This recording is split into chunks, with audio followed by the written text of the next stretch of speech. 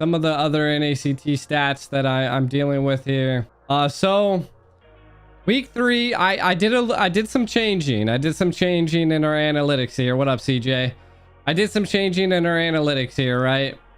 So I used to have MVP here. I changed it to games played, like how many games they've played, to kind of get a little bit of a gist. And now you can kind of get a little bit of an ideal of kind of what's going down here. As you can see, we can kind of start off talking about the NACT jungles, right? Like, not too much of movement here. Best player stayed the same. Mobazane stayed in the same place. Kush stayed in the same place. Best player having a 9.6 KD is absolutely insane. And this is why I wanted to show you like the different types of games, or like how many games they've played. Best player has 17 games played. Mobazane has 18 games played. And you can just see the 9.6 KD versus a 6.4 KD. I mean, again, you know, it's not too many games of a difference, you know. Mobazane's taken 10 more deaths. I mean, they have roughly the same amount of kills and assists. So, you know, I would actually put both best player and Mobazane, like jungle wise, like I would almost equal them, which when I get into the higher stats that I'm going to be going up with, and that's going to be, you know, team fight participation, gold, average gold per minute and stuff like that. We're going to be weighting those heavily for like jungles, you know, team fight participation, damage taken if they're tank jungle, you know, team fight, gold per minute.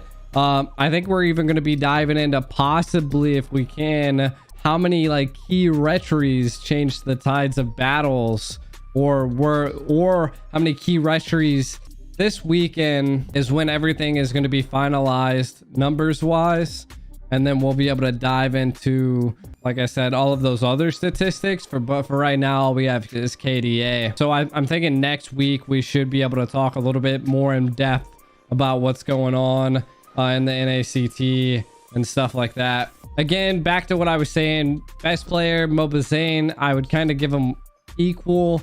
I mean, the only difference is that Mobazane's dying more, which in turn is essentially the team, you know, is not really supporting him. And when he's diving in, he's just dying because no one's there. Of course, quite a few of those deaths could have been like from overextending and stuff like that, but yada, yada, yada. You can make up as many excuses as you want. Now, another thing is like Kush and Ackerman, like has more kills and more assists than both best player and Mobazane. The only thing that Kush has a problem with is that they're dying. They're dying a lot more to possibly secure kills. Or they're just making some rough decisions, but still able to hold their third spot. Alex and Poggy switched spots here. Alex went up to the 4th spot and Poggy went down to the 5th spot. One big thing is that Alex hasn't been in too many games. Alex is also like the lowest jungle in games played. So to be honest, like it's a little bit of an outlier. I don't think he's played in the past like maybe 4 or 5 games. He hasn't played. Diving into like the mages, you know, Nicolette's still holding this top mage spot, you know, still holding it in pretty well, mainly because they just haven't died as much as Hoon has. You know, Hoon has an insane amount of assists and, you know, a pretty decent amount of kills, but he's definitely dying a little bit more. And they've played about the same amount of games, as you can see, 18 versus 17. So not too much of a game difference there. It is only like a 0.2 KD. So I think if Hoon didn't throw that one game, that he probably would have still been holding the #1 mage spot. They decided to troll in the NACT. This is what happens. You get #2 in the mage spot. So Nicolette, Hoon, Yato, All of them are holding pretty well. But again, I mean, there's still a pretty sizable gap between like good mage players. I mean, Nicolette and Hoon are just showing out this time. We can't really count Ashley here because they really only have like 9 games and they're equal in the same stats as people in like 18 to 20. So Nicolette's like an outlier here. They haven't been playing too many games. I think the Wasians have been missing out but Ashley was actually a pretty good mage. K Cutie dropped, Ashley dropped. Diving into the gold lane, Basic still holding the #1 spot. I mean, there's not too many people that are eclipsing what he's getting done. Besides that, Zia is definitely doing it, but Zia again is dying a little bit too much, and it seems like that might be an Ackerman thing, because that is exactly what we've seen up here with Kush. That they, again, 20 games, but 47 deaths.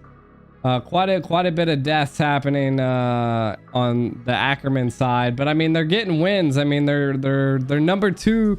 They're number 2 for a reason, right? But Zia did drop down mainly because ISO came in, to be honest, right? Like ISO, a new MM coming in for BTK. Used to be easy peasy, kind of just swept in. I mean, he's 8 games in, does have a 4.6 KD, but that definitely could change. So that's a little bit of an outlier here. Zia definitely has the numbers again. Mark Cutie pulling out. Like, bro, 102 kills, 92 assists, but again, 55 deaths. 55 deaths is what, 3rd? Tied for 2nd highest. So again, Area 77, they have a great gold lane, but they're just dying a lot. Still able to keep a pretty high KDA. Again, Basic, Yuna, and ISO. Really, Yuna Cutie was up there, man. But again, only 10 games for Yuna Cutie, 8 games for ISO now. So it seems like Yuna Cutie's out.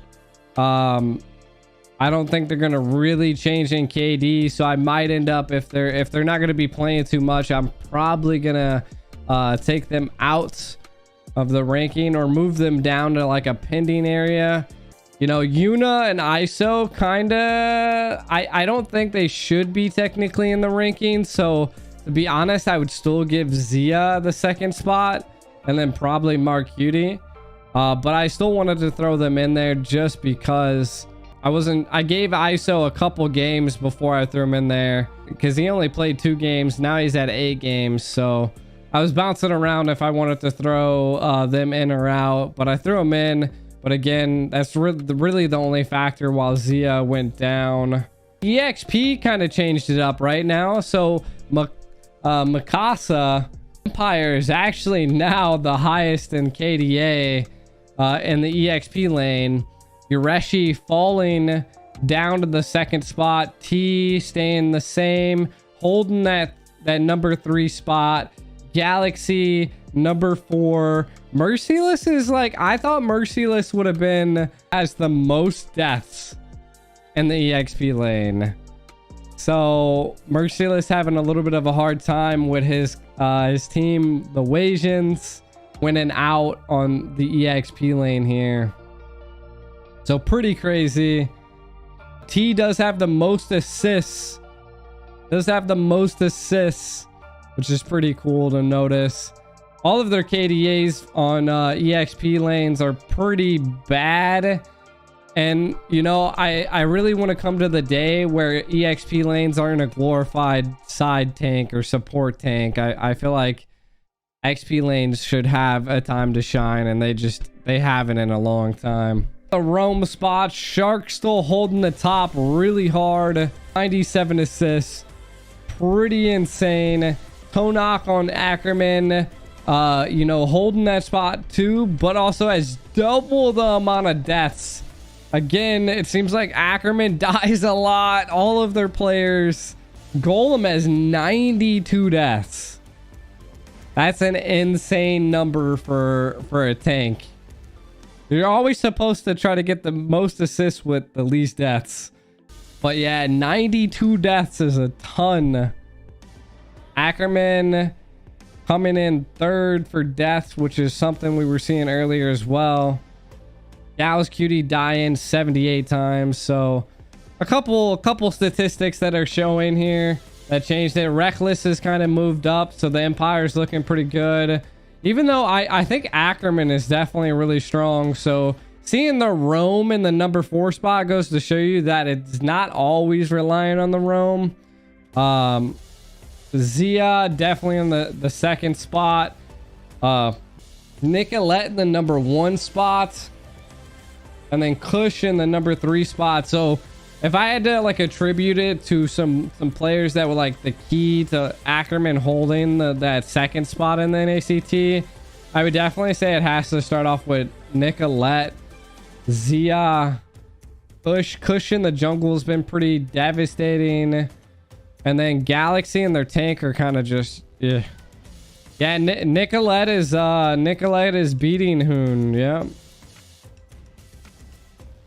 Nicolette doesn't have the most kills, but is third most kills.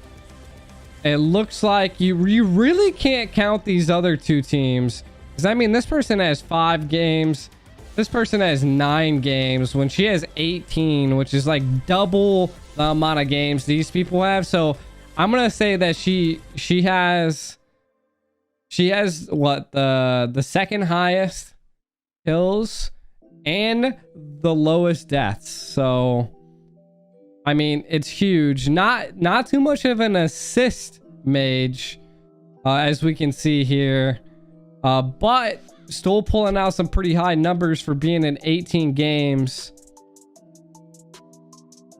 So some crazy. LaimiTop's having a hard time. One of their mages, you know, has been subbed out. Assault's kind of been the mage for quite a while, but again, 65 deaths. Area 77 and LaimiTop's mage are they're dying a lot, and I mean that could just be a like Area 77 KE Cutie has almost more deaths than they actually have overall kills, but they do have 145 assists. So I mean it is kind of like a weighing spot, but something's going on to make you die a lot. So yeah, these are some of the statistics.